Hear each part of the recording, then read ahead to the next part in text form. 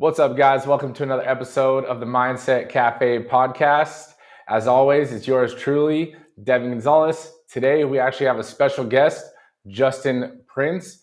He is the author of Be the One, and he has multiple companies that he has taken into the millions with sales, into the billions. But bringing him on today for the Mindset Cafe, it really is about his book and about his social media presence and the keynotes that he does speak at. He is a wealth of knowledge, and I've been so excited to bring him on today. So thank you so much, Justin, for hopping on with us. Devin, it's an honor to be with you, brother. Appreciate the invite, and fired up to see if we can add some value to your people. Oh, I already know that you have tons of that. So, I want to start off with your book, Be the One. One thing that did stick out to me that I think was one of the reasons I got it right in the beginning, because the logo itself with the one, it kind of tied into my logo too. But how did you come up with Be the One? Like what came about that title? Yeah, so it was really two things. As I look back at my journey, came from a divorced family at age 12. We moved 13 times in the 7 years to the teenage years. I have no college education. I have really no professional background. I was making pizzas. I was doing construction. I worked at a mall kiosk selling animated Bible videos. So I went from that to, building multiple multi-million-dollar businesses. And, my last business did $2.5 billion in revenue. And I just said to myself, how the heck did this all happen? How did this all come together? And so the first thing is the one. Success is an identity process, and you'll never outperform the way you see yourself. And so if you see yourself as a loser, you're not going to show up and play like a winner. If you see yourself as a winner, you're not going to roll over and quit like a loser would. And so it was this idea that once you realize who you really are, you realize that you're the one. You realize that if you were to take your parents and your grandparents and your great-grandparents and your great-great-grandparents, the last 12 generations was 4,094 people. So 4,094 people from all over the world came together to create you. You are the one. You're the one these folks lived for and bled for and cried for and died for and gave everything they had for, was for you to be the one, for you to have this moment. The second part is not to become the one. You recognize, I'm the one. But then the second thing is to be the one. In other words, to step into it today, to be the best version of yourself today, to go from the person you are to the person you were born to be. So I wanted to give tactical, practical steps, like formulas and frameworks, like all this kind of knowledge that I've gained over the years, and pour it into a practical roadmap for people to be able to create and to design and to live in an unforgettable life where future generations look up in that family lineage and they say, it was her or it was him. He's the one that changed it for our family forever. She's the one that changed it for our family forever. So that's where the book came from. A little bit of a labor of love. It was something you wanted to kind of get off your heart. And I knew that if I could share the principles that changed my whole life and I could kind of consolidate them and put them into simple action steps, I knew I could change a lot of other people's lives as well. Well, that's awesome. And I want to touch in, you said it, you kind of briefly said it as well, but you go into it in the book about why you said be the one versus become the one. Like what if you can explain that. This idea, maybe you've heard the concept. It's like be, do, have. It's like be the person, do the work, have the results, right? And I think a lot of us, we know about the results, we know about doing the work, but we're not clear enough on being. So there's a story, a young man out of Wichita, Kansas, and he's flunking out of school. It's May of his junior year, single mom, and he promises his mom he'll take the SAT test. And if any of you guys remember the SAT test, there's two sides to it. There's a reading side and a comprehension side, and then a math side. And on the SAT test, the max you could score, each side is 800 points each, which is a total of 1,600 points. So this kid goes in, flunking out of his life, takes the test, and he gets the results back, and he's completely stunned. And his results said he scored a 1480. So what that means is this kid's a complete genius, Takes the results back to his mom. He goes, Mom, check this out. I scored a 1480. His mom looks at the results and she says what all of our moms would have said to us. She goes, baby, did you cheat? He goes, Mom, I did not cheat. I promise I did not cheat. And she goes, man, my son's a genius, So he goes to school, but he realizes if I'm a genius, I might as well go to class. And so when he goes to class, he changes his behavior. He doesn't keep hanging out with the wrong group. When he changes his behavior, goes to class, his teacher said, Franklin, we had it wrong on you. You're a pretty smart kid. So graduates from high school, graduates from junior college, graduates from Wichita State, ends up going to the Ivy Leagues, graduates with honors, and becomes a multi-millionaire in the magazine industry. And you say, man, what a cool story. Here's a guy that's like flunking out of his life, but then realizes he's a 1480, like realizes who he really is, and then changes his whole life. But that's not the end of the story. So what happened was 13 years later, he received a letter in the mail from Princeton, New Jersey. And they said, we periodically review our test taking policies and our test taking procedures. And the year that you took the test, you were one of 13 students that was accidentally sent the wrong test score. You didn't score a 1480. You scored a 740. And what happened was, he said, people have been telling me my whole life that your life changed when you got that 1480 test score. He said, no, my whole life changed when I started acting like a 1480.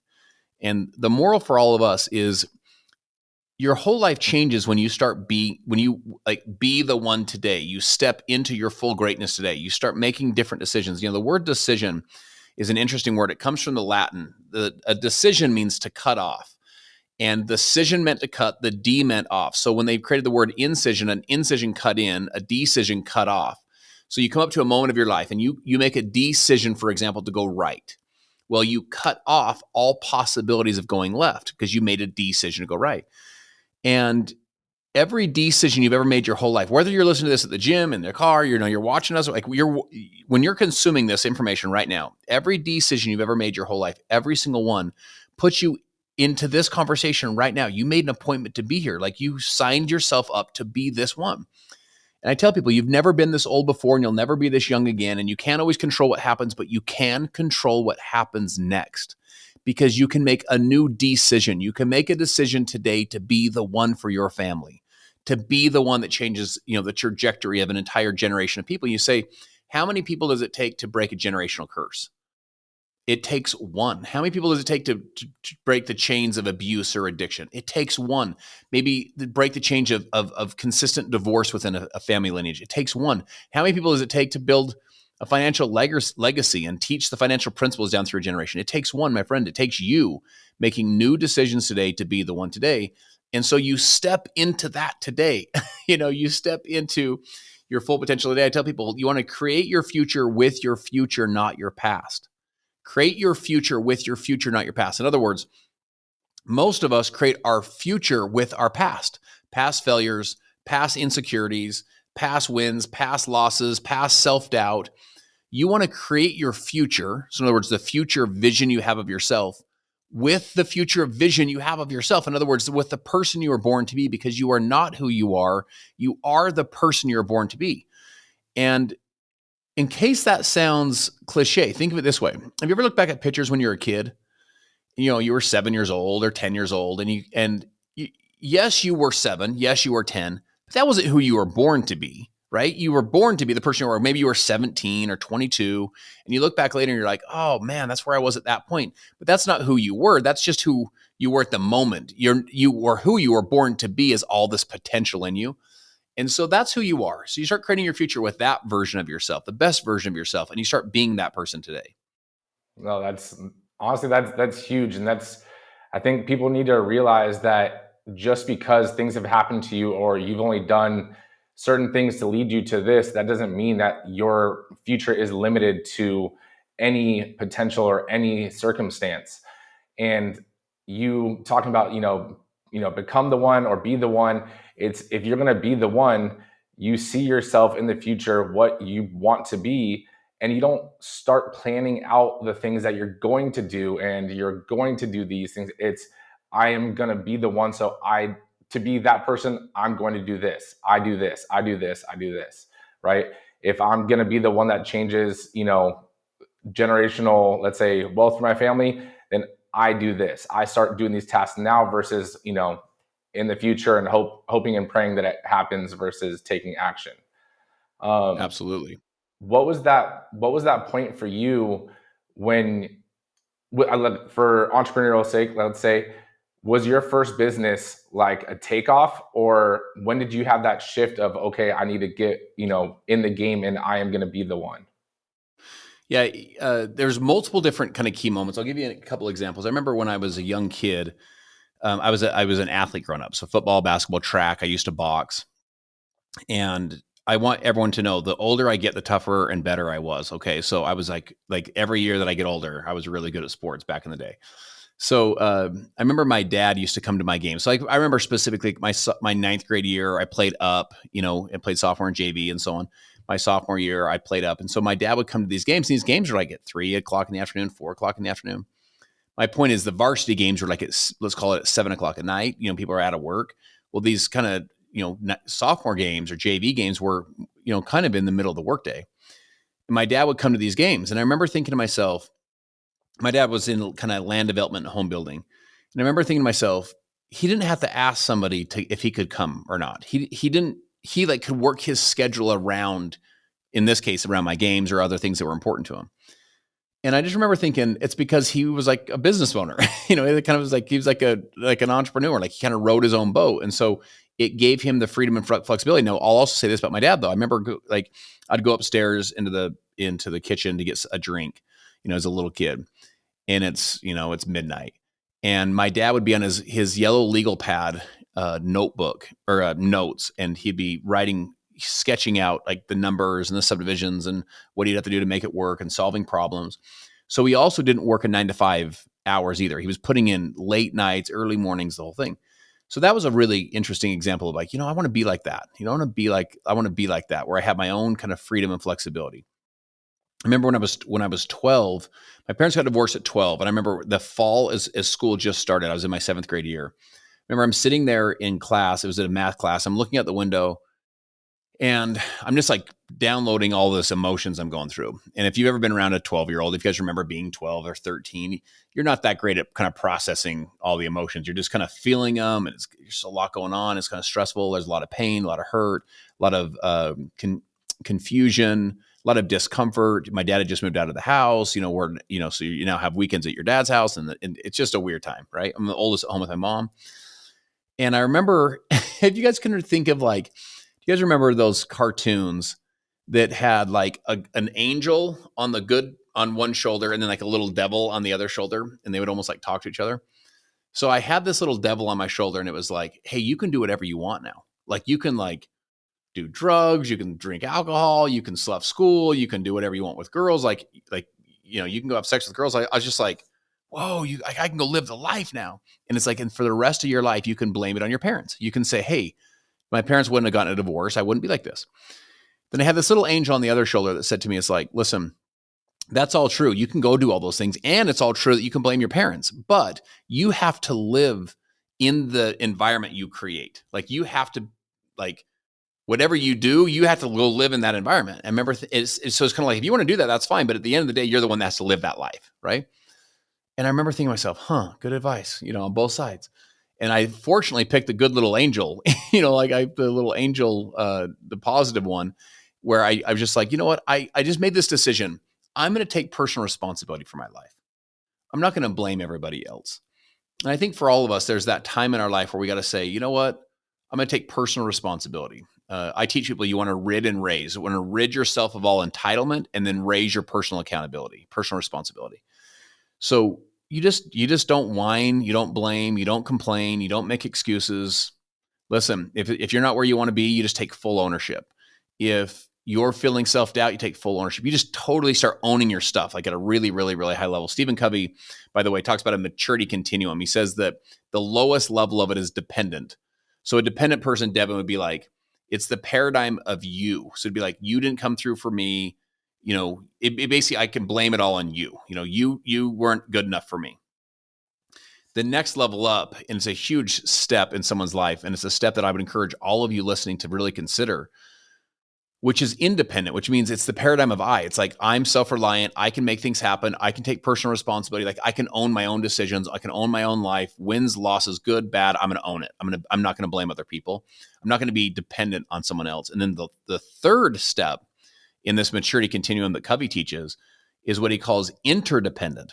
And that's the paradigm of we. So that is, we can make things happen together. We can collaborate. We can get things done. This is a huge step when you're building teams and building businesses, is when you can tap into the collective genius of everybody. And so that was another part for me, in my last business. I remember we took over an existing company, it's a 25-year-old company. It was a failing business, so we had to do a full turnaround. We basically launched a startup within an existing company. So it was like changing the engine of a 737 at 30,000 feet. This was not an easy task, you know? And, but we basically created a paradigm of interdependence where everyone could put their best ideas on the table, and it was best idea wins. And so there was really no ego attached to it. Your idea may not be the right idea, but even bad ideas can lead to good ideas because ideas lead to ideas. And so those are all these moments in your life where you start coming together saying, I'm going to be the one in my life. You know, one of the first chapters of my book, I talk about 4 words that changed my whole life: live an intentional life.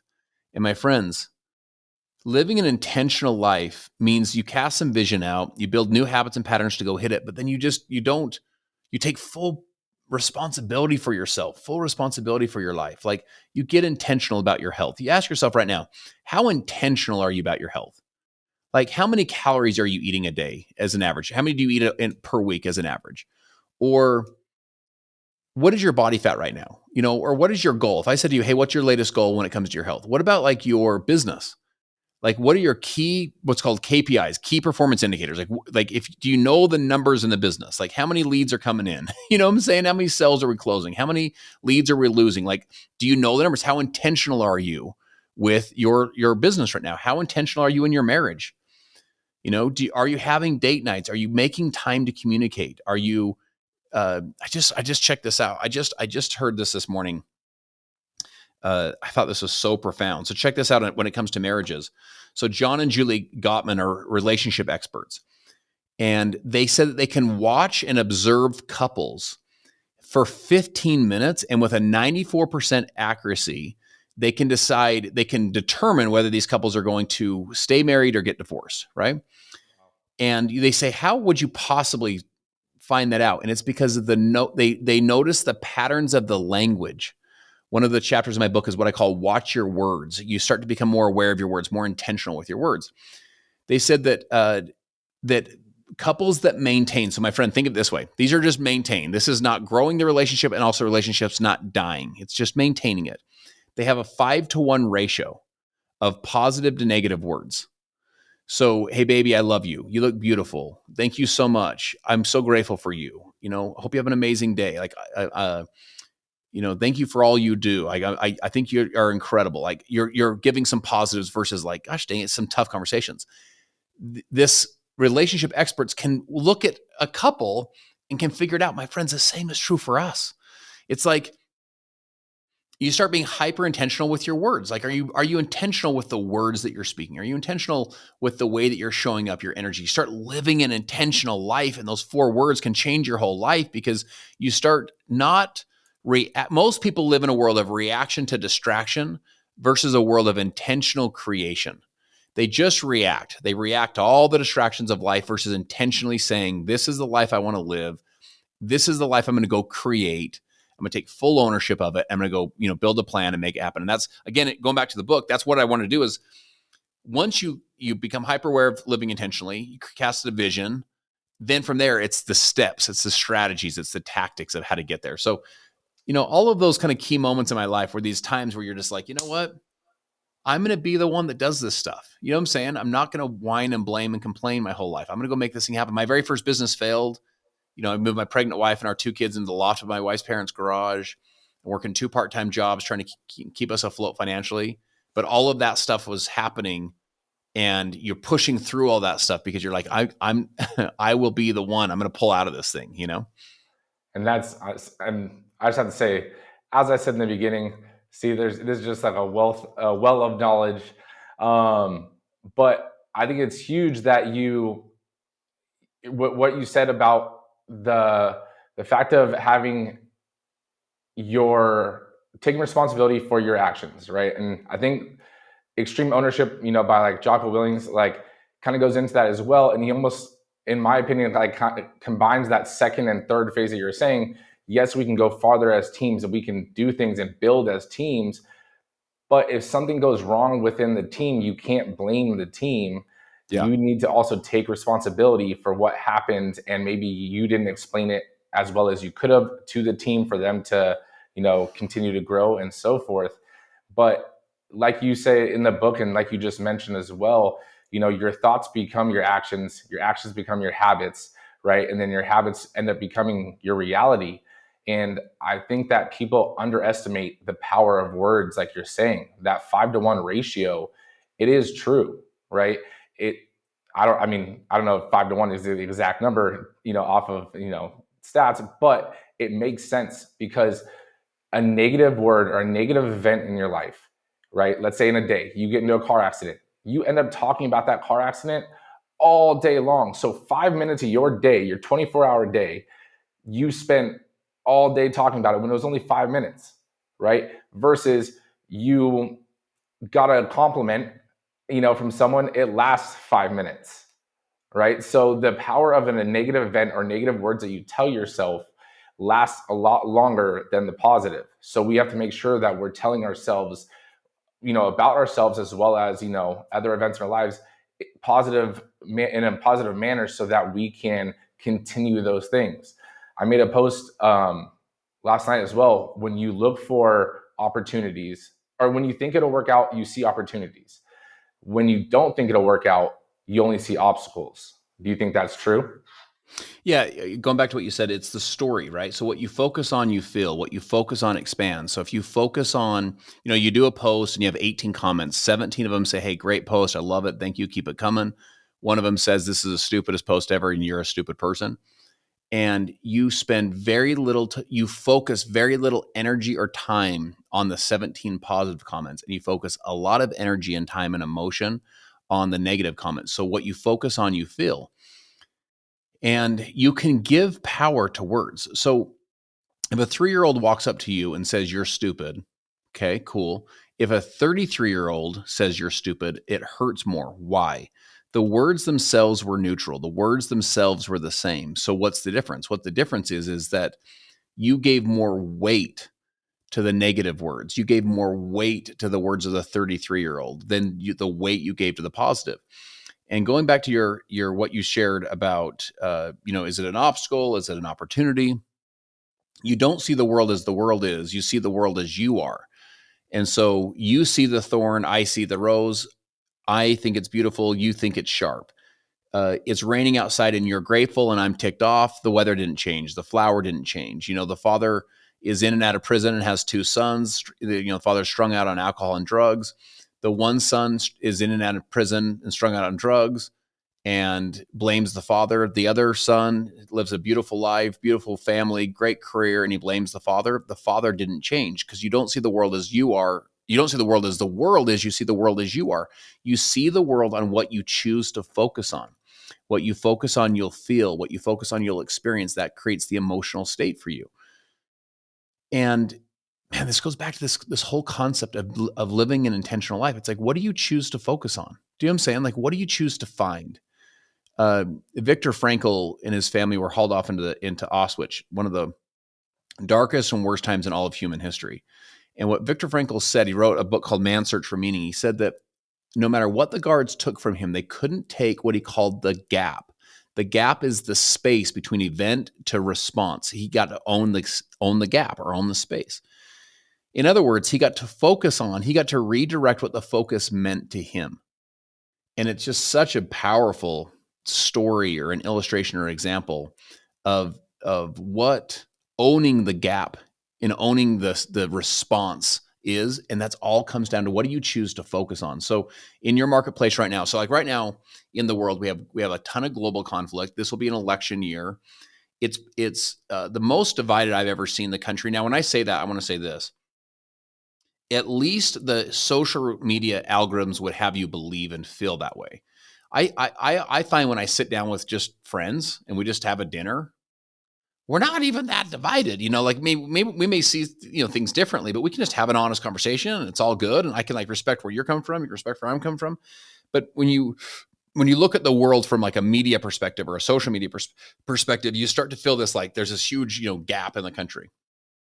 And I share that with you to say that this is going to cause a lot of stress for a lot of people. It's a strange year. Inflation, the blended percentage is still high, although some of the spots have come down. But people that are just living on a day-to-day basis are like, man, I don't really know if I feel like it's coming down for me, dude. Like, I still feel like this is a weird time, weird economic time. So there's a lot of pressure. So what do you choose to focus on? What you focus on, you'll feel. And this is not just positive thinking stuff. This is like you say to yourself, okay, I'm going to find all the things that are right in the world. I'm going to focus on gratitude. The media companies and the people behind the companies, they may not be evil people. They may be fine people, but they're paid just like you and I are paid. They're paid by, in their case, by advertisers. They're publicly traded companies, most of them. And so they need to get clicks. So how do they get clicks? They don't get clicks with gratitude. They get clicks with fear. And so they, in essence, prey on a primal part of our brain, which is this self-preservation mindset that we have in our brain that says, how do I stay alive? How do I, defend myself, protect myself? And so you have to search for the positive. The weeds grow automatically. You have to pour water on the flowers. And so you have to search for the things that are right in the world. Search for the opportunities versus just focusing on all the obstacles. Search for the things that you can say, you know what, this is why we're going to pull through. I'll share this with you as well.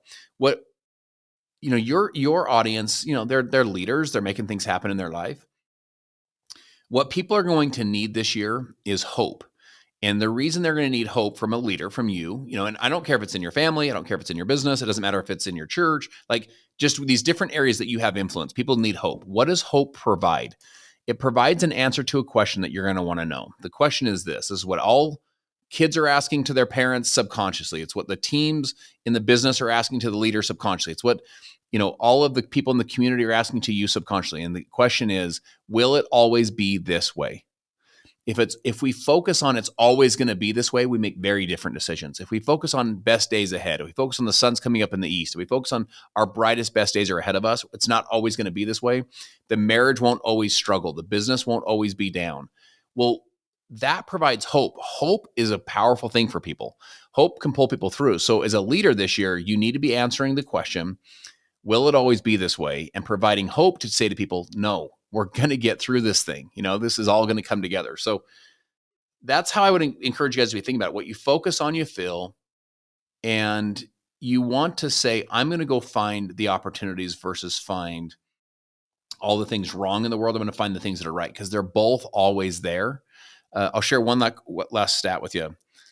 So the University of Pennsylvania did a 22-year study with 350,000 people. So Devin, check this out. They said that there was a thinking pattern that began to emerge with all of the successful people. And they said the thinking pattern was that these people were optimistic. They were optimist.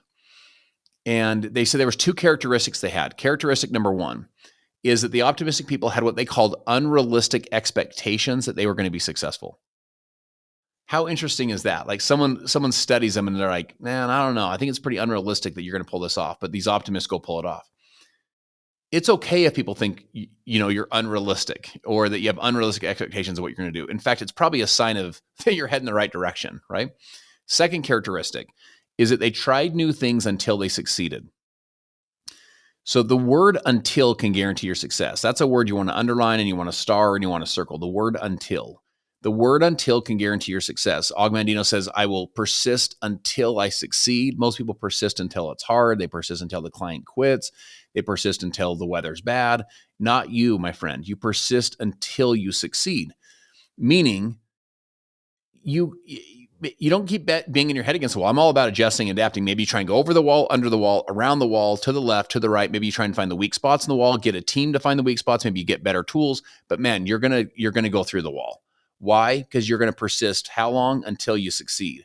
And that's what the optimists do. They just have this amazing way of seeing the world maybe a little even better sometimes than it is, right? Call it as it is and then see it better than it is. And then they keep persisting until they succeed. Wow. I mean, that's so true. It's one of those perspective changes that, you're looking at the world and you're seeing things.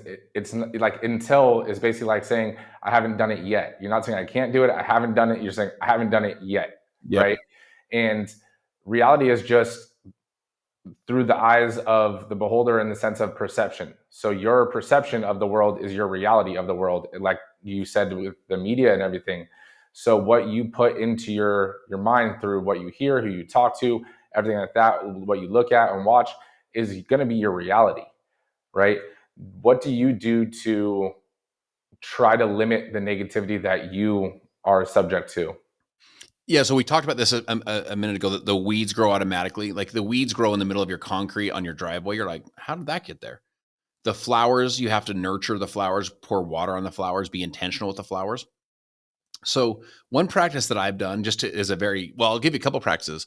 First thing that I've done is I deleted all news apps on my phone. I don't have any news apps on my phone. I did this years ago because I found myself again, the news is not meant to inform you. It's meant to startle you. It's meant to kind of, tap into that primal part of your brain of like, oh my gosh, what's happening, right? So that's number one. Second thing is I turned off all notifications. When I go to my phone, I want to intentionally go there versus just like the constant pings. But man, one that I've been doing for years that I feel like has had a huge impact in my life for sure is as soon as I wake up in the morning, I'll pour positive in my mind. I won't do text, won't do email, won't do social, won't do anything on my phone other than I listen to like an audible book, right? Like my book right now, you can go get and just you start pouring that into your mind first thing in the morning. I use that as an example to say your brain works on wave cycles. It works at 10.3 wave cycles per second early in the morning. In other words, it's the most rested early in the morning. So your subconscious mind can absorb at a more unique level early in the morning than it does later throughout the day.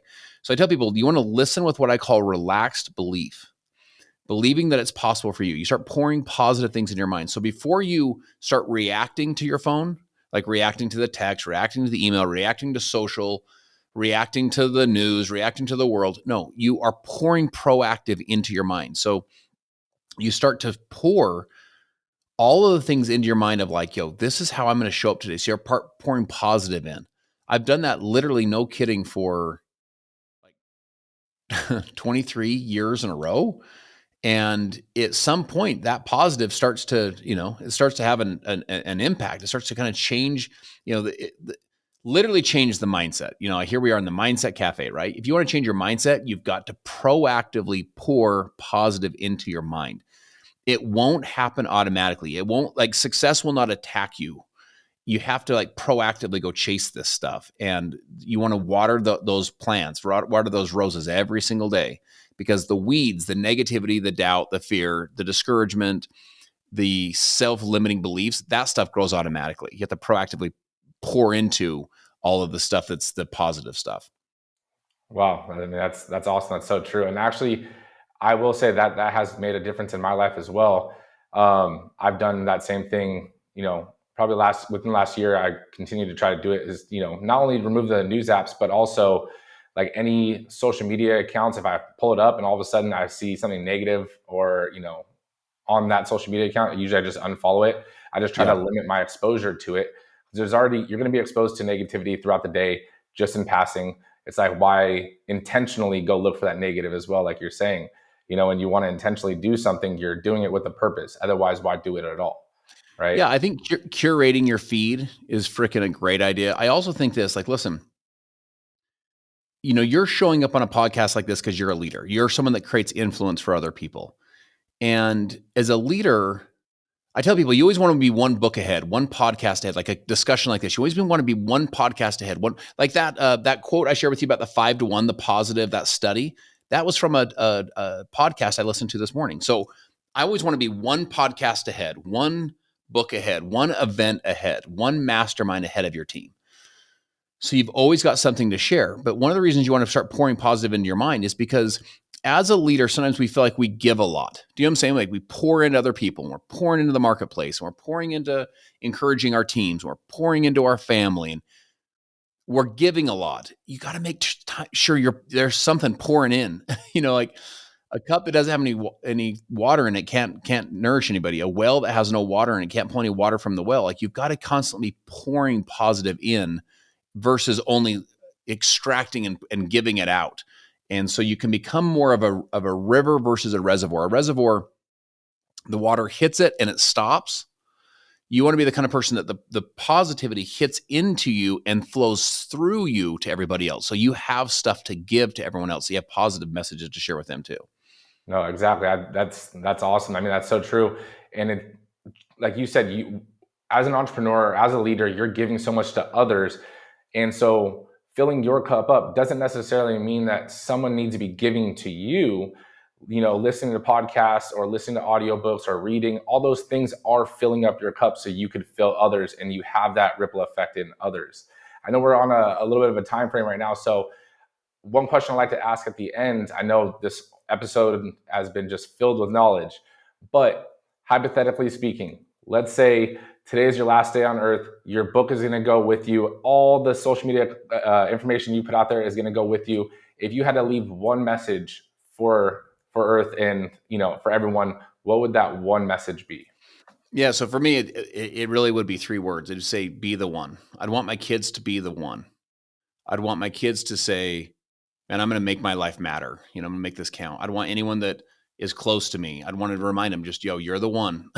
Go be that person. Go be the one you were born to be. So that would be my message, dude. Those 3 words is just be the one. Go be the best version of yourself. Go grow into that full potential.